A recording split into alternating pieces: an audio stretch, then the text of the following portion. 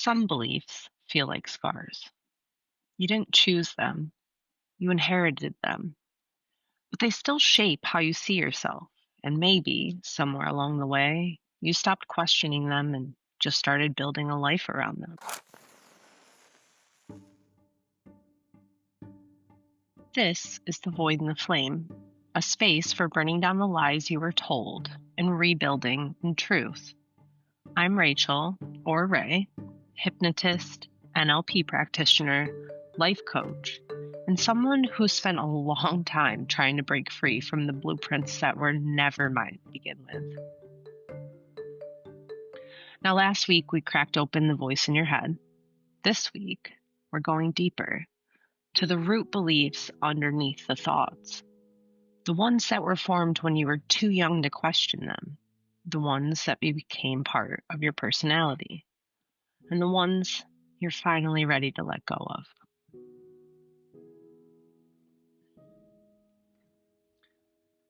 Somewhere in the quiet, in the space between your thoughts, there's a map of you. Not a map of where you've been, but of how you've been taught to walk through the world. Every path drawn in ink you never chose. Every road labeled with someone else's words. This is your blueprint.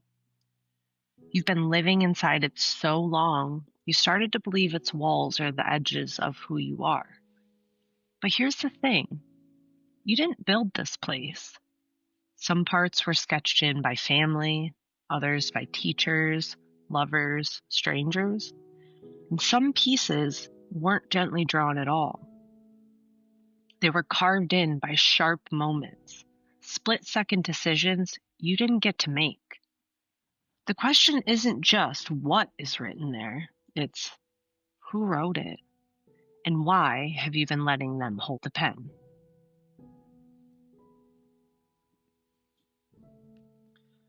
When I was around 7, my life was already full of change. Moving from place to place, trying to find some sense of stability. At that time, my family was going through a big transition, and soon the adoption process for me would begin. A process that would reshape my identity, my relationships, and everything I thought I knew about family. It's always been very hard for me to remember much of my childhood clearly. Something I learned later is pretty common for trauma survivors. But during that time, I had to come face to face with a man I barely knew. Only through limited stories or fragments I had been told. I was 8 years old the first time I remembered meeting my biological father. I remember only pieces of that day clearly. The most vivid memories aren't always the warm ones. I remember the way my feet dangled just above the floor as I sat there, watching the door open. He didn't look like a stranger, but he didn't look like someone I knew either. There was no familiar warmth to step into, just a polite kind of curiosity. I had wondered for years if meeting him would make something inside me click, like I'd suddenly understand who I was or where I came from. But all I felt was a strange, quiet awkwardness, like we were both looking for something in the other that we didn't find that day. My mother had made a choice when I was just a baby to walk away from my biological father and never let him see me again. But when he came over to sign his rights away, we got to spend some time together. It was the first time I could remember truly interacting with the man who was half of my genetic makeup, who helped create me and bring me into this world, standing at my door, about to sign a piece of paper stating I was no longer his daughter. I remember he had built me a bike, one I was far too small to ride at the time, but it was the thought that counted. And when he left, he gave me his hat and a little voice recorder with a tape inside. He had recorded some things he wanted to say to me. I never got to listen to that recording. As I sat on our front porch wearing his hat, ready to hear what he'd left for me, my mom ripped the headphones off my head and took the player and tape away. For all I know, she tossed it out like trash on a Sunday morning. It's been 33 years, and I still wonder what he wanted to tell me. I feel slighted that I never got that chance. That instead of holding on to it for me, maybe for when I was a little older, she just threw it away. I think that was the first moment I started to see my mother differently. But it also shaped how I saw my biological father for the rest of my life, because I never heard his story, his voice, which might have changed how I felt many years later. There were conflicting stories about what really happened to break that relationship apart. To this day, I still don't know the full truth. But about a year later, it was the middle of the school year, and I was 9. We had moved into our first house in Mattydale. Once we moved in, that's when my mom really started to change. She started skirting her responsibilities as a mother, and I ended up having to pick up those responsibilities because she wasn't doing it, and someone had to. She would sleep all day while my dad was at work, and then get up shortly before he came home, trying to play off like she'd done everything around the house, that it was all her doing. And, it did look that way. But really, the quiet, unspoken truth was, it was mine.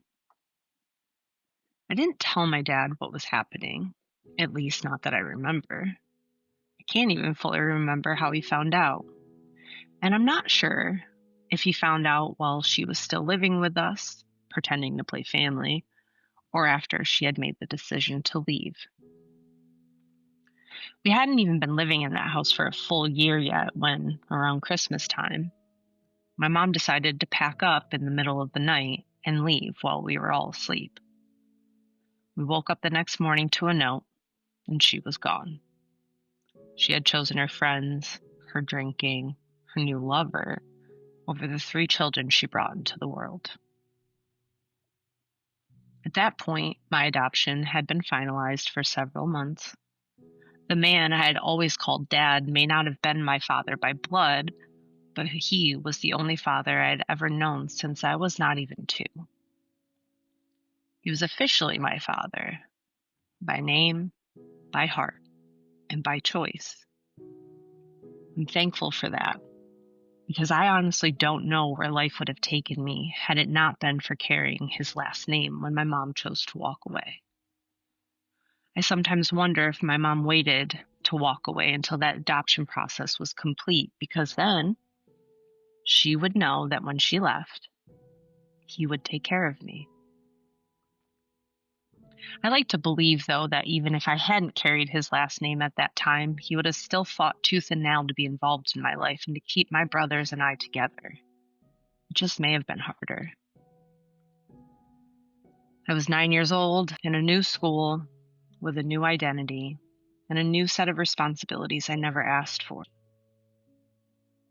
I want you to imagine for a moment how heavy that transition must have been for a 9-year-old who was completely unprepared. And yet, there I was, having to become a mother to children I didn't create while still being a child myself. Every morning, I would get my brothers up, dressed, and ready for school. I made sure they got on the bus safely. I came home and made sure there was food in their bellies and everything was taken care of before my dad came home. Because again, he didn't know what was really happening. He didn't know my mom was sleeping on the couch all day after having been out all night. Can you imagine carrying that kind of pressure, stress, and responsibility on shoulders that were way too small for it? On top of everything else, one of my brothers had extra needs that required more care and attention, not because he was difficult, but because life had dealt us a very different set of challenges. Even though it was relatively easy compared to some, that was still an added layer of responsibility for a 9-year-old to carry. Life shifted pretty rapidly shortly after my dad found out what was going on. My dad was a very hard worker. He worked his ass off to support us. My mom, she rarely worked. And from what I've heard later in life and some of what I had seen during this time period and the decades to follow, she spent a lot of her time focused on her friends and her drinking and spending time with other men who were not my dad. I don't want to say that she was never involved, but after she left, she became the every other weekend parent.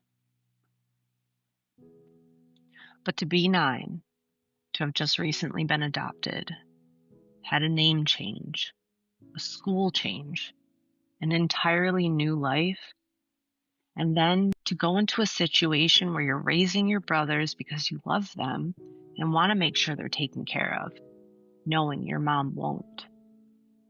That was a weight I'm still not sure how I carried at that tender age of 9, but it shaped who I became moving forward. For decades, I've lived out the blueprint of being the quiet, perfect helper, the responsible one, the one who held everything together, even when it wasn't my job. Honestly, that experience turned me into the mother of every group I became involved in. I became the caretaker, the fixer, the one who made sure everyone else was taken care of, often at the expense of my own needs. It was in those moments that the blueprint solidified for me. It solidified for me that when I became a mother myself, I would never be that kind of mother. There are parts of my experience that helped guide me in different directions to break the generational curses I was born into. But it also caused a lot of stress, blind spots that I couldn't see for a long time. It's only been recently in the last several years that I've started to see this story more clearly, to realize that while I was carrying this weight for so long, it was never truly mine to carry to begin with. This story is just one example of how blueprints are handed down to us, ways we learn to survive and cope, patterns we inherit that shape our lives long before we have any say. A blueprint isn't just an idea for a building, it's the plan the entire structure is built from. In our lives, the blueprint is our subconscious programming, the beliefs, rules, and quiet instructions we follow without even realizing it. It starts forming before we can speak. Maybe you were told you only get attention when you behave a certain way, or we don't talk about that, or you have to earn love by being useful.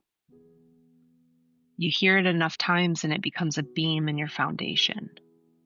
By the time you're grown, the house feels solid, but you can't figure out why certain doors won't open or why the light never quite reaches some rooms.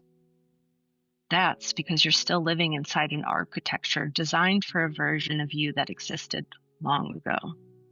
And here's the kicker. Not all of it was built for joy.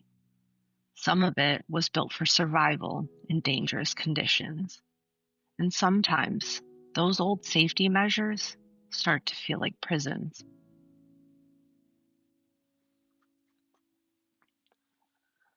So now that we understand what a blueprint is, those invisible inherited instructions running our lives, how do we start to change it? Well, you begin by paying attention. Start noticing when you react in ways that feel automatic, confusing, or maybe even frustrating.